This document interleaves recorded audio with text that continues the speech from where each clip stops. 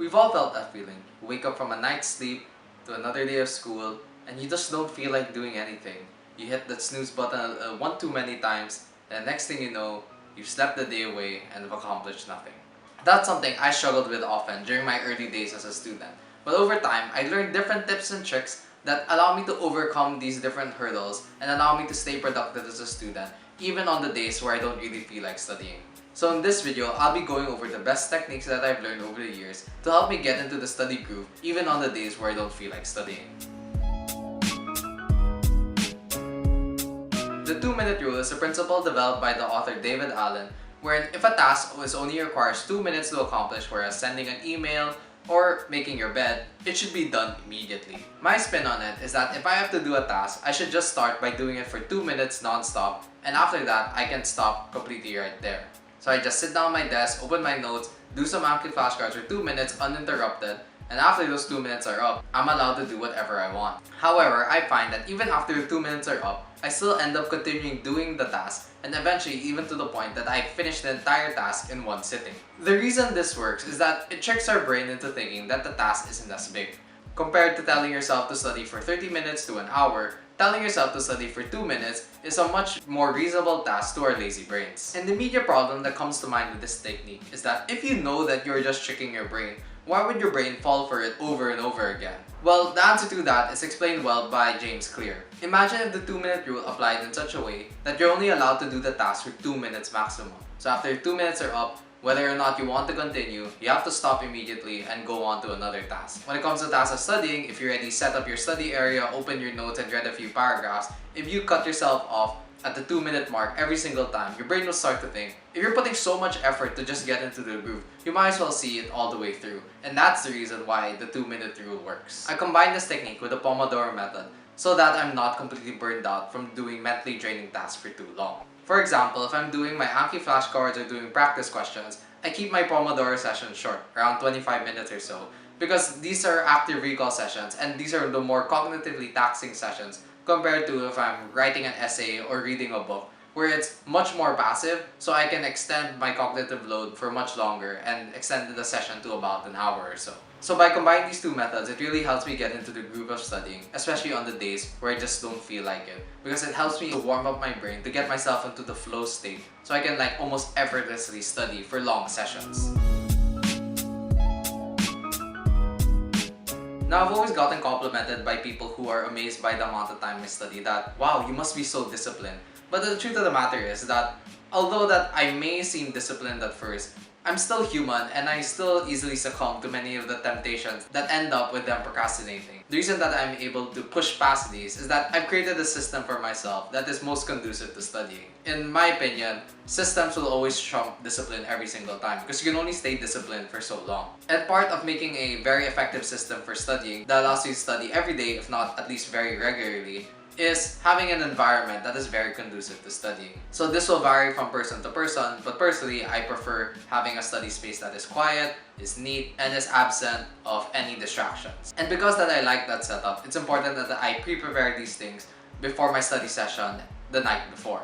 So my desk is normally clean before I go to sleep, and I have my desktop set up so that when I turn it on the following morning, all the apps that I will need will open automatically. And this includes also my notes. If I have any handwritten notes, all my writing materials will already be near me and all within hand's reach, and my notes will already be open to the page that I'll be studying that day. And this can apply to other people as well. Like if you have to read a textbook, you can already open the book the night before to the chapter that you're going to be starting with the next day, so that you don't have to go through the trouble of having to look for the page you're going to start with the next day. It's already all pre-planned out and all you have to do is just get to studying. And going back to the topic of temptation, is that it's so easy these days to get distracted with social media and all the different notifications we receive every day. And it's my philosophy that it's easier to resist temptation once than it is to resist it several times. So what I do is I take my phone and place it somewhere else in my room where it's out of sight and put it on silent mode, so that even if I get notifications, I won't hear it. And same goes for my laptop, where I have different extensions that block my ability to access certain websites. So even if I give into the temptation, it's like, oh, I'm just gonna go check Facebook real quick. Once I type in Facebook and go on it, the forward session timer I have on Chrome will prevent me from browsing it.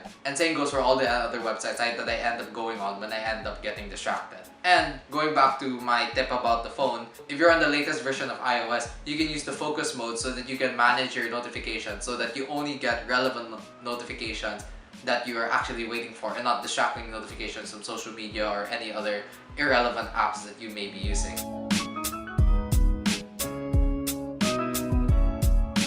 One way I've managed to stay consistent with my studying is to treat it like a 9 to 5 job. At a certain time of the day, I'm expected to do only this and that often, whether that be studying, writing a paper, reading a chapter, or so on.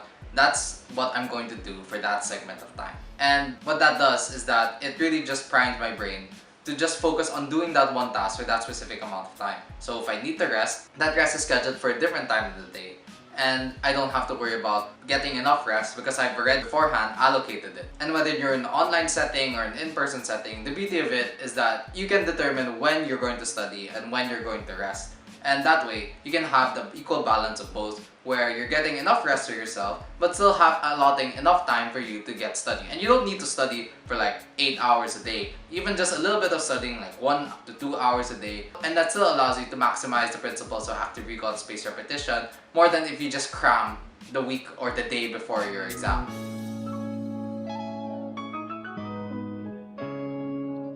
So one of the other things I do to make things easier for me to study is to break down the tasks that I have into smaller and smaller tasks. So if I have this large goal to study for an exam, I'm gonna break it down into like what are the specific chapters I have to read, and from there what are the different learning objectives, and just break them down into smaller and smaller, more tangible tasks, and treat them like as a small checklist of things to do, so I can clearly see what steps I need to take to accomplish the larger goal. And by having that, it makes the larger goal seem less insurmountable at the start and motivates me more to actually do the task. And as I complete each individual task, I eventually get things done. So currently, I have this massive Q bank that you've probably seen me answer in my vlogs, and each of the Q banks covers different subjects. So everything from biochemistry to the specific clinical subjects for the physician licensure exam here in the Philippines. And each Q bank for each subject has a total of 700 questions, and my goal is to accomplish many of these questions specific to the clinical rotation that I'm in before the end of the rotation. So for example, if I'm in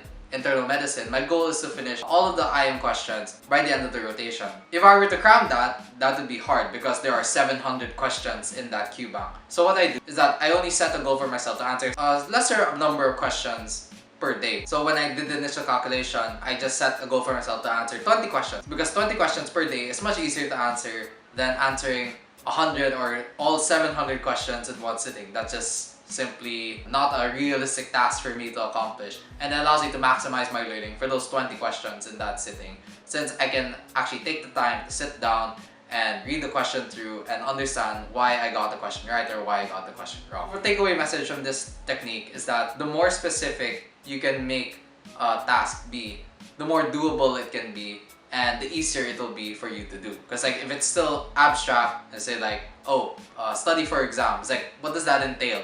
Because if you just keep it abstract, it's just going to make it harder for you to accomplish, and it's just going to end up making you procrastinate even more. Last but not least, remember your why. I find that in pursuing your careers, trying to get from point A to point B, we lose sight of the bigger picture of the reason we wanted to pursue this journey to begin with. We end up focusing on things that matter less, such as numerical grades or other things that we used to attempt to value our worthiness to be on this path that we are currently on. Even I haven't been immune to this, feeling that I came very close to burning out during the school year, and even with managing this YouTube channel, I felt that I was comparing myself a lot to other people and focusing too much on the numbers. Even though I'd been doing the right things like working hard, staying consistent, I still felt that I was lagging behind. How I snapped out of it is that I came across this Buddhist quote while I was browsing the internet, and it said that a flower does not think about competing against the flower next to it, it just blooms. And after reading it, it reminded me that I was not in med school to compete with my classmates and to see who among us was the best student, but rather I was here to become the doctor that I wanted to become, And as long as I followed the right steps, practicing evidence-based study techniques, and working consistently, I would eventually become the doctor that I want to be. So I hope you guys learned a lot from the advice that I had to give in this video. If you want to learn more about the other productivity techniques and study tips that I have, you can check out this playlist here. Thank you so much for watching, and I'll see you guys in the next video.